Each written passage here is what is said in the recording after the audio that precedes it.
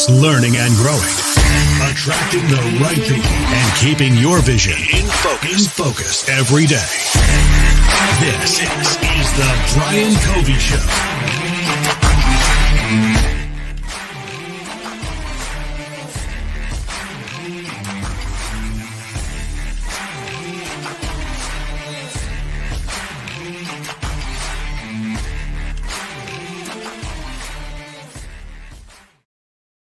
What is happening, guys? Hey, welcome to another edition of the Brian Covey Show. Today is extra special because I've got my good friend Dave Savage on, and you guys are not going to want to miss today's episode. Before we get into that, I just want to share with you guys, we've had some killer guests lately, if you haven't been paying attention, with Dave Meltzer, Anthony Trucks, and some guys that have really brought some tremendous value. And what we really designed this around was for people out there that are learning how to increase their sales capacity, become better leaders, become better parents out there. And it's about learning and growing every day. And so each time we bring a guest on, we've got a unique focus and somebody that I've personally been following along with, I'm connected with, and they've really been leading by example. And Dave is one of those guys. If you check out his YouTube channel in the mortgage and real estate space, he is the guy to go to, whether you're a beginner, you're intermediary, or you're in advance trying to get your black belt. And he'll talk about that, I'm sure, today. But over 11,000 subscribers on YouTube.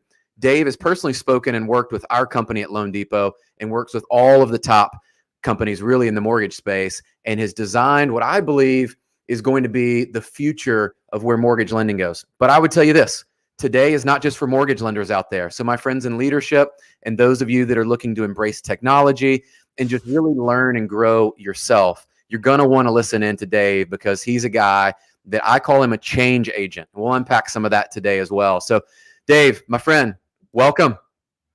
Good to be here, Brian. I love that opening. Thank you for that. And I'm pumped for this conversation. Every time I talk to you, I get fired up. Dude, that's the way we bring it. Hey, we got to do the fist bump to get us going. Oh, we're switching it. Boom. There we go. So if we were live, and I remember the last time you were here in Franklin, you came out and spoke to our group, and I was pulling up pictures and all that stuff. We'd gone to the coffee shop, and you spoke to our team. What was interesting is that was prior to coming into 2020, which has changed, we know, for all of us. And you were talking about some of the innovations and some of the change. And one thing that resonated that day, Dave, you were talking about the speed at which we would see change would accelerate to such a degree that we would see change that normally would happen. I think you said 15, 20 years. We may see that in a few years, and it would get compounded. Well, were you ever right?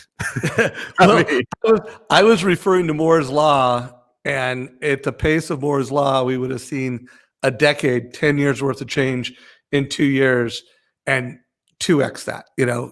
Moore's Law plus COVID's law equals a decade's worth of change in a single year, and maybe more. I mean, it's grandma knows what Zoom is. And the world has radically shifted since the last time you and I were in person together. Well, dude, isn't that true? So think about this year, and I know for all of us, things that I kind of noticed is my 5-year-old has now done Zoom calls, 5 years old, and has done Zoom. Right. My 2 older kids have now done, basically education from home, and they're on Zoom calls, and they're learning technology, and they're realizing technology works when it works. When it doesn't work, it doesn't work. And my daughter was actually going to school today, and she said, hey, one of our teachers, unfortunately, tested positive for COVID. So she's going to Zoom into the class while they're there. She's obviously not at school. She's going to Zoom in. So you think about everyone's using technology. You've been a promoter of this, and that Moore's Law kind of stuck with me because for many people, they probably don't embrace change. I view you as a guy, though, that I call you a change agent. I always think about if I were going to describe Dave and you're going to have words about different people, you've been a change agent. So I'd love for you to talk about, is there anything that you've kind of taken out of this year and you're like, okay, this is things that I realize, but this year I've been able to implement and help my business or shift in that change agent type of world? Because I've seen you, I've noticed some changes, but you're doing it. Yeah, well, I think we all know the difference between good and bad. And when it comes to social media and building a personal brand, bad is not turning on the camera. Bad is not being intentional about what you look like when a family Googles you, not knowing, not having intentionality around your online reviews, your intentionality with how you connect with people. But the difference between good and great is more subtle.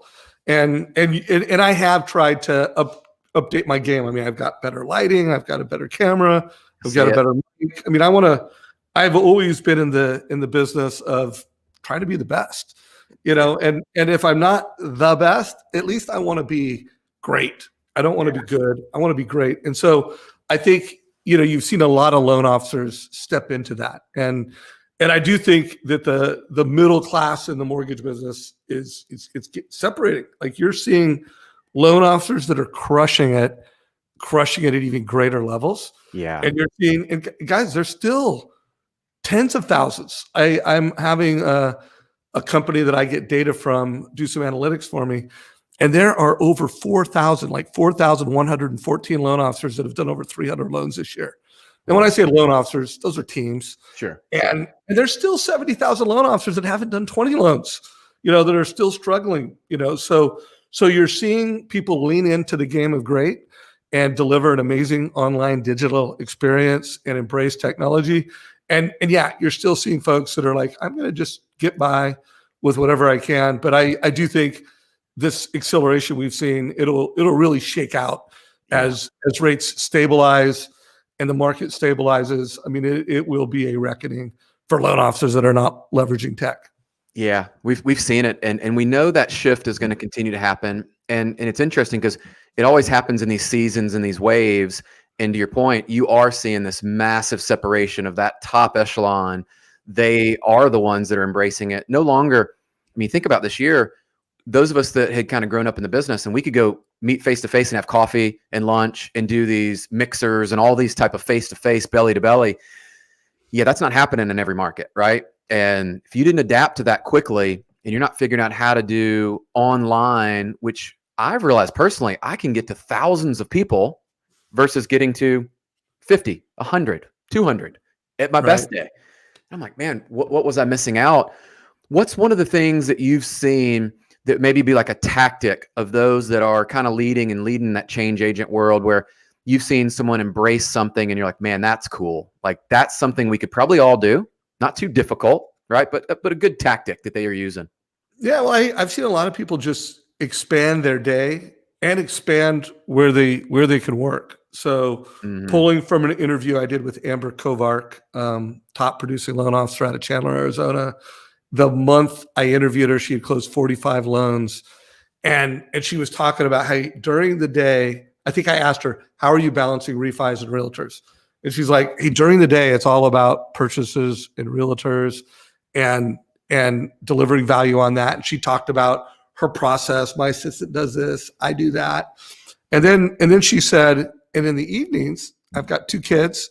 After they go to bed, this is not a time of balance for mortgage professionals. She's like, I'm doing refis.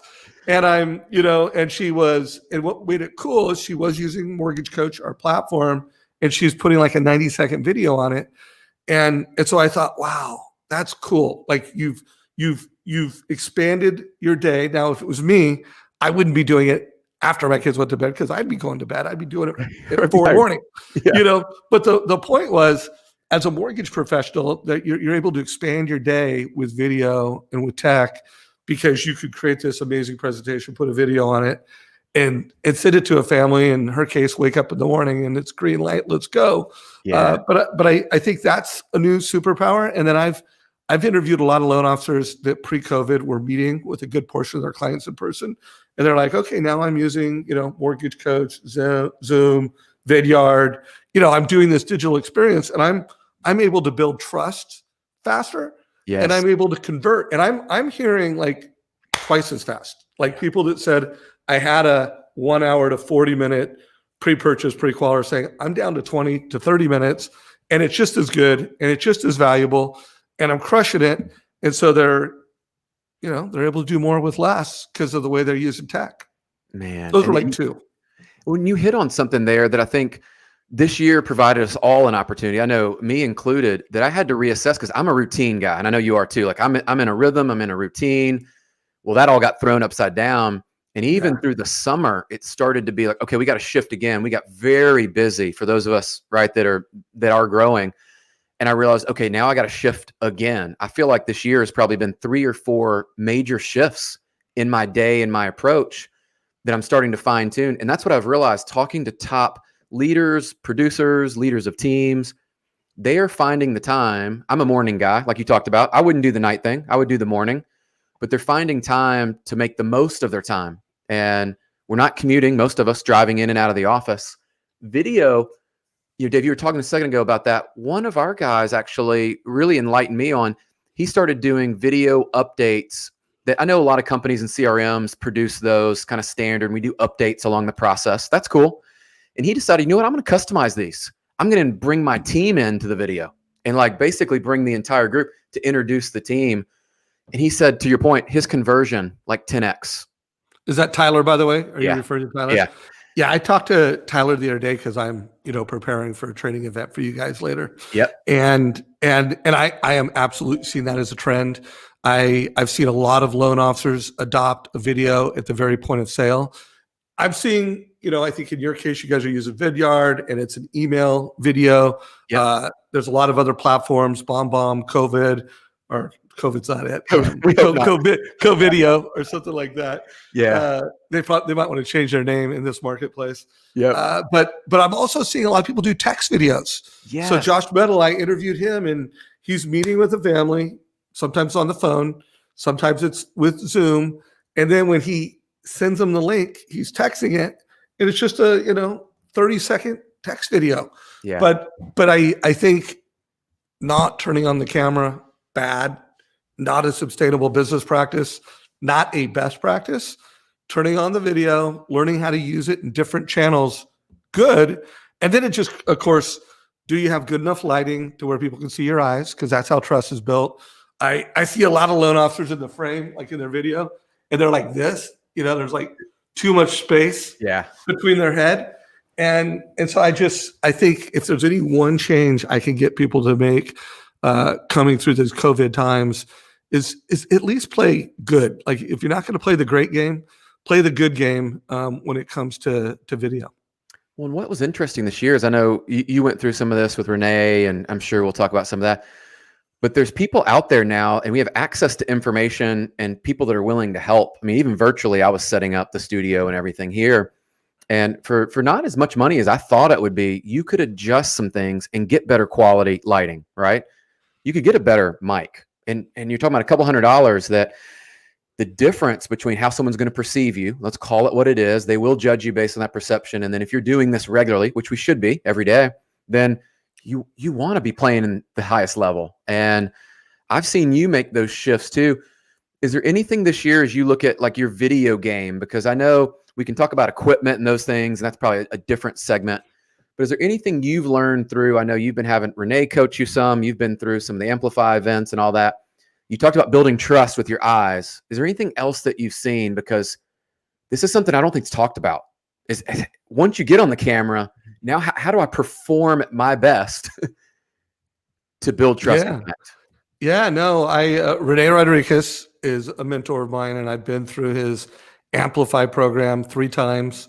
3 of the, going on 4th, because I did 3 in live pre-COVID in person, and I did 1 virtually. And yeah, I mean, it's having the right lighting, having the right camera. To your point, that's one, it's pretty easy, and there's probably a different call around that. But I do think that, just leadership and influence, it is a time to upgrade our leadership and influence and making sure that if we're going to be doing that virtually, and I do believe most of the top producers I talk to do believe that even as we, I don't know, cure the disease isn't the right word, but as we gain immunity and as we get on the other side of what the normal looks like, digital is a new channel and it's exploded. And a lot of people are going to want to do the digital channel over the in-person channel, or they're going to want to do shorter in-person meetings. It's just like when text became a thing, and when social media became a thing. It's preference management and it's a communication style, and so I think in addition to the technology itself, control your mute. That's the biggest mistake I see people make is they join calls and don't control their mute, and it's anywhere from embarrassing to obnoxious. Right. That's probably the most important thing. But even your hand gestures, like if I kept my hands down like this the whole time and talked to you, we have to like bring our hand gestures above our waist. Whereas like if I was in person, it's different. So I do think Amplify is for anyone that wants to play the great game and you want to be the best influencer. And I don't mean like social media influencer. I mean like someone that I've got ideas, I have standards, and I want to be able to communicate those in a way that gets other people on my team. Yeah. You want to do that, Amplify with Rene Rodriguez is amazing. And at least follow him on social media. Yeah. Learn from the great. That's one thing this year that I know I've put in my arsenal is I've expanded those people that I believe are going to make a positive impact, whether they're directly mentoring me or I'm just following their content. What I found is a lot of those people have leaned in and they've gone from good to great. I believe some of those. Renee's obviously one of those. And you can learn as they go through. You talked about this leadership and influence. I know we're both into social, whether you're in mortgage or real estate or insurance sales, just sales, you're trying to build your brand. You've built a pretty cool brand around Mortgage Coach, but also there's a Dave Savage brand, right? Like I think about Dave has his brand that you've built out as a educator, the change agent. I've used that, with you before, but also somebody that's influencing the industry. Because I think what you've been able to do is you've proven, I've always said this, collaboration over competition, meaning that if you have an abundance mindset, which I know we both do, there's enough business to go around. If we play our best in our market, where we are, we think big, we go deliver, we're going to have business. You've been able to bring that to the market and deliver on social. Are there any things that you've learned or tips around building your brand or connecting and building that community? Because I think you've done one of the best jobs, honestly, Dave, of like, you've built a community, right? And that's key. Well, I think that is my strategy and goal. I don't think of, I'm doing social media. I think what I do is I'm community building. And I'm using today's technology, whatever the power that drives my mobile phone and my laptop, how can I use those tools in a way to build community? And coming out of the meltdown of 2007 and 2008, I found out how many people use our technology, because if they didn't, they were gone. And I learned that the biggest impediment to people adopting technology was their why. Like, why should I do that?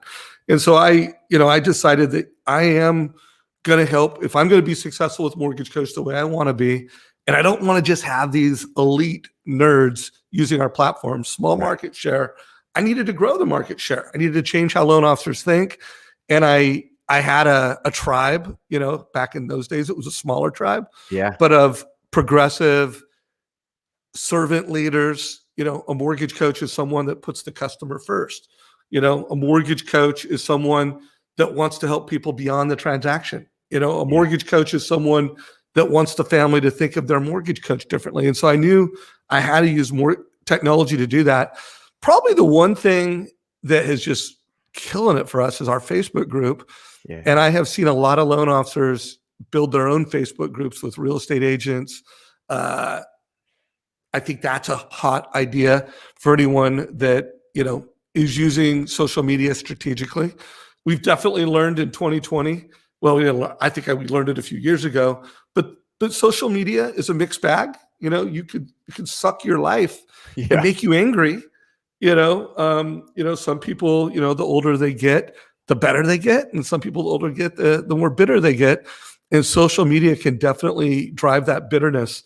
But I think if it's used in the positive way, both in how you consume and how you create, it's a game changer. And that's been proven out. I mean, you're evidence of that and what you've done on social media.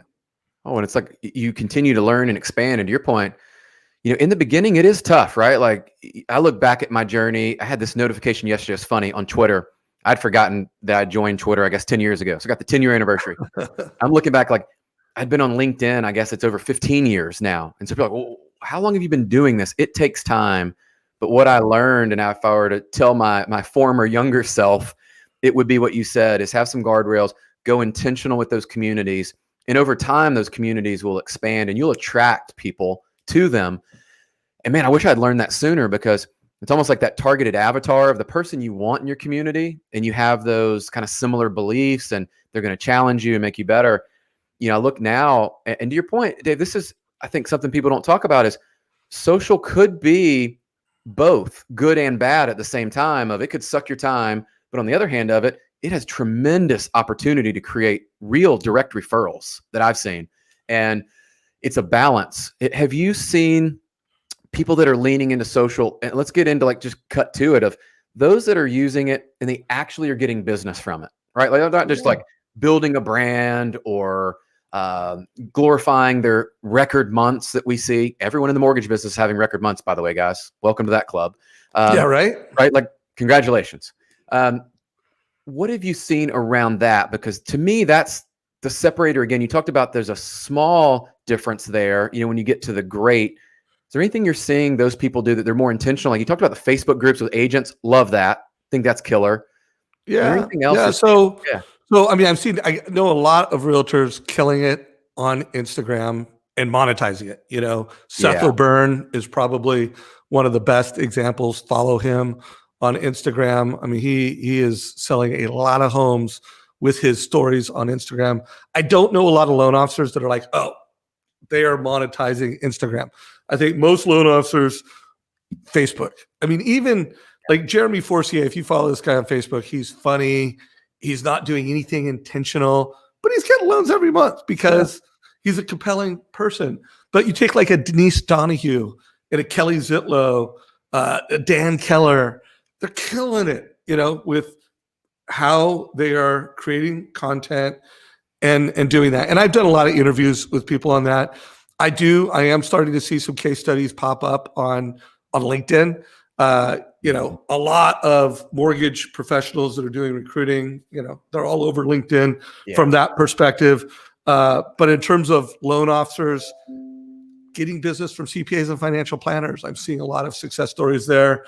And then YouTube. But if I was talking to a loan officer right now, first and foremost, make sure that when someone Googles you, you know what it looks like. So Google yourself and be intentional of that. Make sure that if someone goes and looks at you on one of these channels, that you just look professional. It's not blank. You don't have a picture. If your picture's not up there and you haven't edited it and looked at it in the past year, that's bad. That's not good. That's bad. Now, if you're creating content and you're being intentional, that's great. And it just depends on your goal. Like, do you want to be the most well-known, most recognized, or maybe not the most, but a recognized and well-known loan officer in the community that you serve? And if you do, I mean, social media is awesome. And some of the names I just mentioned would be great people to follow. Yeah, for sure. And I follow them too, because what's cool about, I think, the journey we figured out this year is you can follow them easier. They are putting out more content. I think all of us would say, I know I've put out more content than I did in 2019. And then as you do more content, the quality of your content gets better, right? If I shouldn't say that for everybody. That's not like a set standard, but I do think the more that we do it, the better we get. And you talked about this. I love how you've got a really good focus on the originators, but I'd love to shift and pick your brain for the leaders out there, those people that are running teams, right? Like myself and others, that we're starting to realize, okay, there's, in my opinion, a gap of, we've got this push for modern originators, embracing technology, all these things we've discussed, but then really there's not a space, and I've tried to lean into this, but there's not a space to really cultivate and nurture modern leadership so that we start building leaders who build leaders who build, and like, whether that's in position and title, or look, you're just helping out your ops team, your agents, your customers, you're a leader. What are you seeing, and what's your thoughts on that, like leadership and influence now, kind of this point? Well, I have a lot of thoughts on that because we're doing the Modern Mortgage Summit next week, and I've got 30 top producers, and every one of them is like a poster boy or girl of the modern mortgage originator. Yeah, and Bill Gaylord is a great example of this. He's going to be doing a how-to video, and absolutely someone you want to follow on social media, Facebook, Instagram, LinkedIn, YouTube. But one of the things I noticed as I was looking and studying these loan officers, that the average, like of our speakers, the average production, they've already closed 360 loans for the year. And several of them have already closed 500. Almost all of them have closed over 100 million. Some have closed over 500 loans. And I was just breaking down what are the similarities. They all use their CRM. Yeah. Every one of them, not daily, but hourly. It drives their business. They all use a link to take an app. Not like 50% of the time. The majority of the time, they know how to lead. They know how to tell the client, like, hey, there's the best way and the easiest way for you to do business with me. It's not like, oh, I could take it for you, or I could send you an email. If you don't want to do the email link, I'm happy to do. I mean, they're confident. They're leaders. The way they deliver the app is leadership. Yes. They have links for how they deliver videos, and they're doing milestone videos. They're using video throughout the sales experience. 34% of loan officers that do over 100 loans. And by the way, that was last year. It's even more this year. Use Mortgage Coach. So like when they give advice, they give a link. Yeah. And then here's the thing. I was shocked when I asked every one of them, are you being coached or have you been coached? All of them are either being coached and have been coached.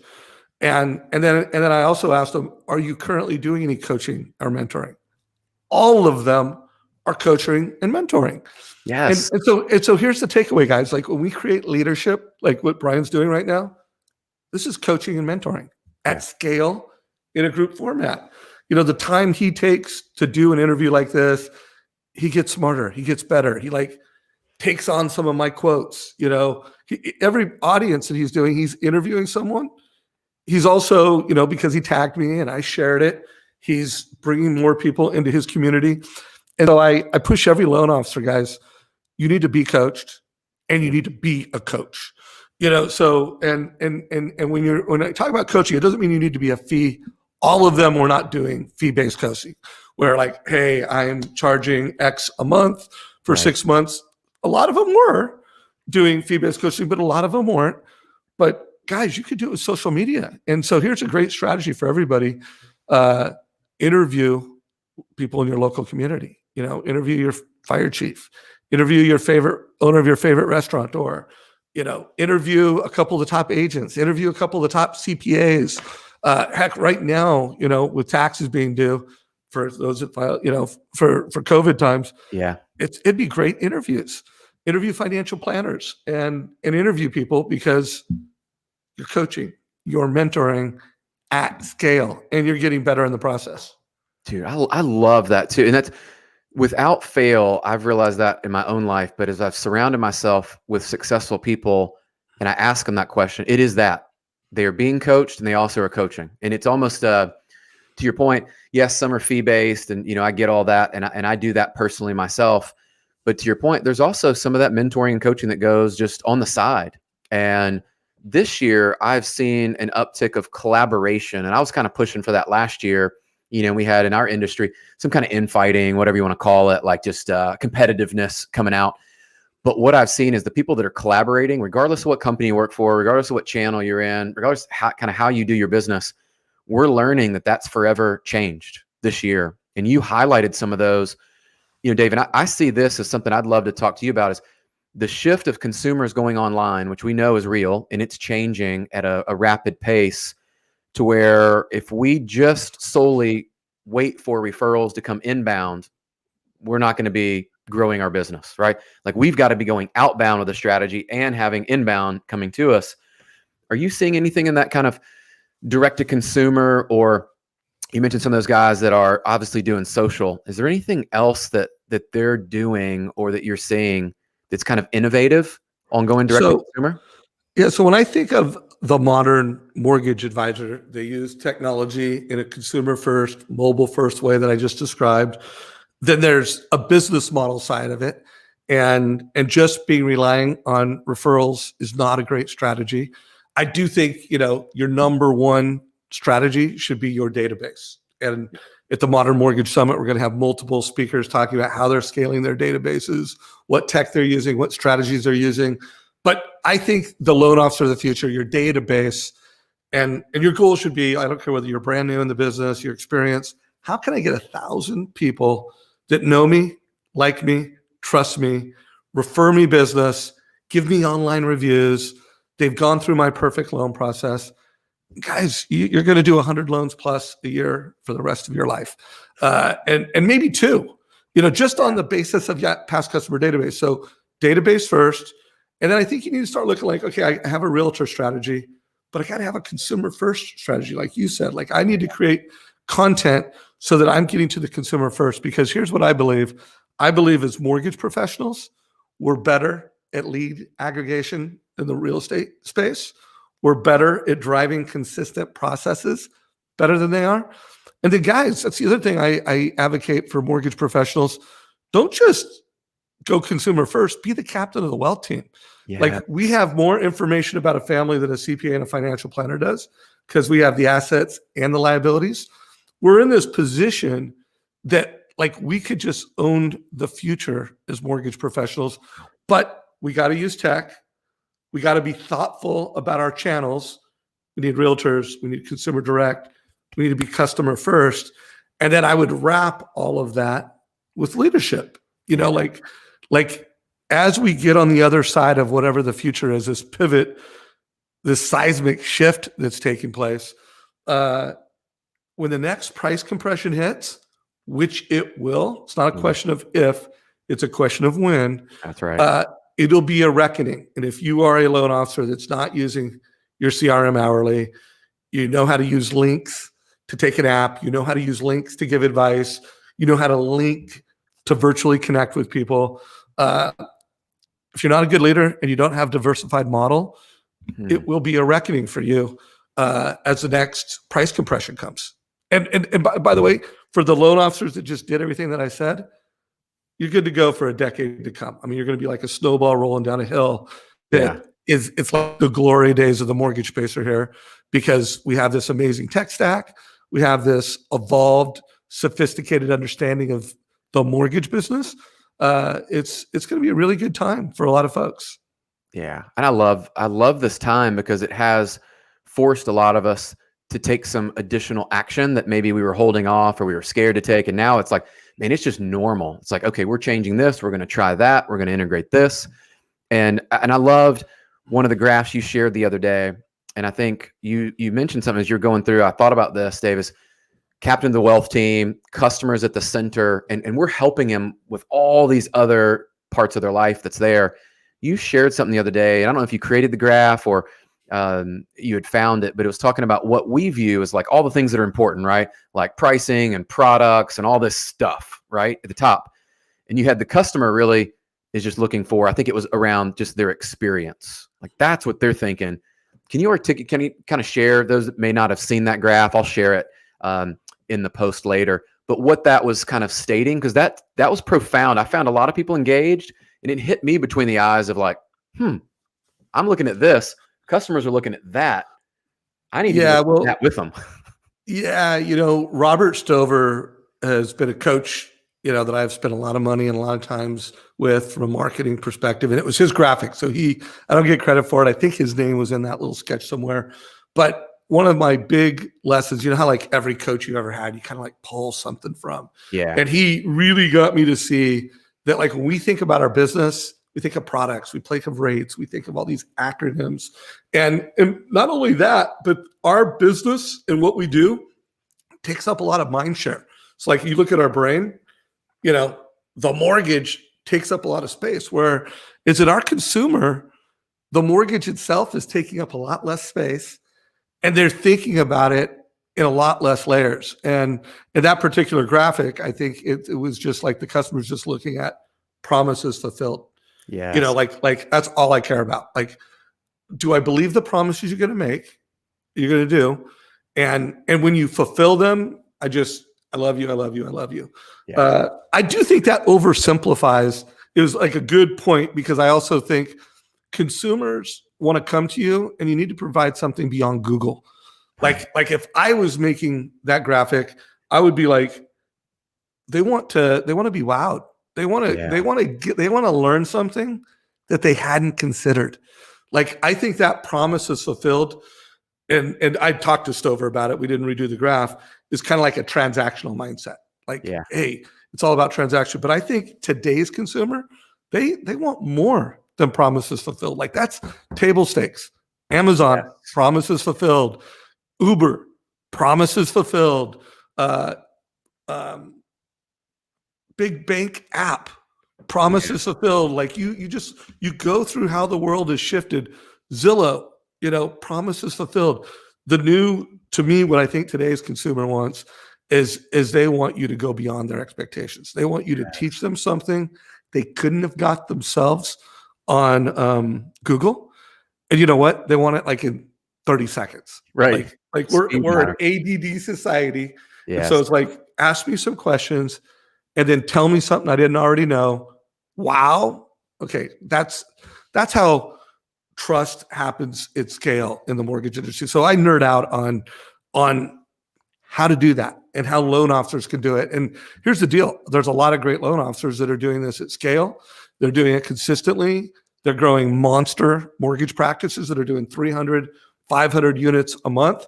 And if they don't want to work that hard or have that big a team, they're doing 100 to 200 loans at scale with smaller teams because they're super efficient. And I love how you said it, because I was looking at the graph and we had similar probably takeaways. So I'm glad to hear you say that, because when you had shared it originally, it's one of those few graphs. It made me stop and think, and I was like, I haven't thought about that. But I'm on the same wave with you as you. I think you've talked to Brittany Hodak before as well, and Brittany talks about creating super fans. And I was, at Disney with the family. I love that. Love everything she says, and she's so right on. So good. So go back, guys. She was one of our first episodes. So if you want to learn more about Superfan and the killer stuff Britt was sharing, I mean, it was amazing what she talked about, how to create Superfans. So different day, different episode. But we were at Disney last week with the family, and I was thinking about this celebrity experience in a sense of, you go to Disney, there's fast passes, there's VIP stuff. We learned about people that pay hundreds of thousands of dollars to be part of this exclusive Disney club. And what's the celebrity and Superfan experience you can create for your customer? And how do you create it on a consistent basis? And it got me really thinking as I'm going through all the stuff we're dealing with and all that. And I'm a observer, right? Like I'm just paying attention. I'm looking at all these Walt Disney quotes and things. And there are a few I'll be sharing, but what I kept looking at is they never have stood still with anything. They always are trying to up their service, wow you, one extra thing so that you're not like, yeah, you showed up and you wanted to get on some rides, you want to see some stuff. We had food there. Okay, check the boxes. What did you do to wow us, to make us want to come back and spend our money with you versus somewhere else?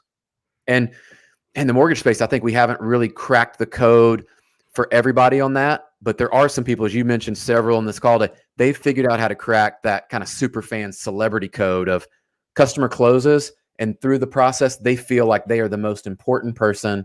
They feel like they got educated, they were communicated, promises were fulfilled, and they got some extra. Somewhere along the way, they felt really special.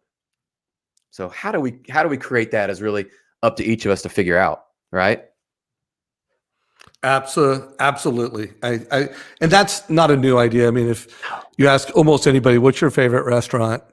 And they may have a different name, but it always comes down to the place that they know me. The place that they say my name, I feel special, and they feel like they know me. That's your favorite restaurant. And that's not an old idea. That dates back to my grandpa's day. Just how we get there is different. In today's world with social media, with video, with CRMs that can create consistent experiences and processes, we can get there. And again, it's for the loan officers that adopt these things, the future is yours. I don't know who did this quote, but I mean, I love this quote. I put it on social media many times, but I believe this at my heart, that the illiterate are those who cannot read and write in the 21st century. The illiterate are those who can't learn, unlearn, and relearn. That is the world that we live in, that if you can't learn new things, and then when something better comes out, unlearn it, relearn, learn a new idea. If you can't do that, it's a real struggle. And I would just push every mortgage professional listening to this, that should be your number one priority. We're we are in the fourth quarter of 2020. We got some really good months ahead. I really don't have any fear of what's going to happen to interest rates and what kind of a month we're going to have in the first half of next year. It's going to be solid. I don't think the pace we're on is sustainable, but sometime, whether it's second half of 2021, whether it's 2022, the reckoning is coming. So improve your leadership skills, improve how you're delivering advice to clients. Make sure it's not a fee worksheet with rate, payment, and cash to close. That's a commodity, guys. That's a transactional triangle. That will not, it will close some deals today. It's not the fast and most efficient way, but go beyond the transaction. That's what mortgage coach. It's like, give the family a total cost analysis that shows them options, that shows them cost over time. Just give a little more education and you'll wow people and you will really be prepared for the future, and you'll kill it in today's market too. It makes it faster. True. I love that. So last question as we go in, and it is the fourth quarter. I think it's going to accelerate through because it always does in the holiday season. Is there anything that you would be recommending for people as they're planning 2021 they should be thinking about to really include in? Is maybe it's their business planning or just to prepare for 2021 now? What should they be doing? Well, there is a survey that I posted yesterday in our Facebook group, and it said, "Are you a modern mortgage originator?" And I think it had a series of 21 questions. And so I don't have one answer for everyone, but go check out that poll. I'll give you a link to it, Brian. Cool. And wherever you have a weakness, fix it. If you are not using your CRM hourly, you got to fix that. Yeah. You can't do big business at scale and not use your CRM consistently. If you're still in the camp where you're not delivering the app in a best practice way, and every company kind of has this is how we share the app. Yeah. And if we share it in this best practice way, you get all kinds of magic tricks. You get automated approvals. You pick up meta tags for social media marketing to whatever that term is, to market. So there's best practices in how you do business. So figure out the 21 things. I've got that questionnaire. It might get your mind thinking. But what are your 20 things that in your mind define a modern mortgage professional? And wherever you have a gap, fix it. By the end of the year, it's like black it out so that I am the modern mortgage advisor. So that would be my push to folks. We've got a big summit. It's called the Modern Mortgage Summit, happening on 10/20. Anybody that's watching it live, it's all over social media. So maybe there'll be a link down below to get it. But I would go through that content. I mean, it's not only going to be a great live day, but that content will be available for 30 days afterwards. Nice. And I picked top producers that define the modern originator, but just figure out where your weaknesses are and just fix them one at a time. I love that. And for those of you who are listening, if you just tuned in late or you need to rewind, I mean, I love what you shared today. And you're a leader and a change agent, Dave, out there, and talking about those that are accelerating their growth today. They have coaches and they're coaching other people, right? And that's key. And then we talked about embracing technology. You can go back and listen to some of the tactics we shared there. But today was everything I thought about. I know, Dave, we could talk for a while. I love learning from guys like you and just listening because it gets you thinking. And if you're not thinking every day, guys, and you're challenging yourself to what Dave said at the end, I love that, is that you've got to learn new things. There's some things we need to unlearn, and there's new things we need to continually learn. It's a growth process and journey. We don't have a destination to this deal. And for all of us, we can continue to up our game. There is an area, we're probably the ones that are aware of it, that is a weakness that are holding us back from our best in 2021. Address it, fix it now, get there. If we can help you on that, that's why I really created this podcast originally, was to help everybody kind of open the curtains a little bit to my growth journey. But this is all about learning and growing together as a community.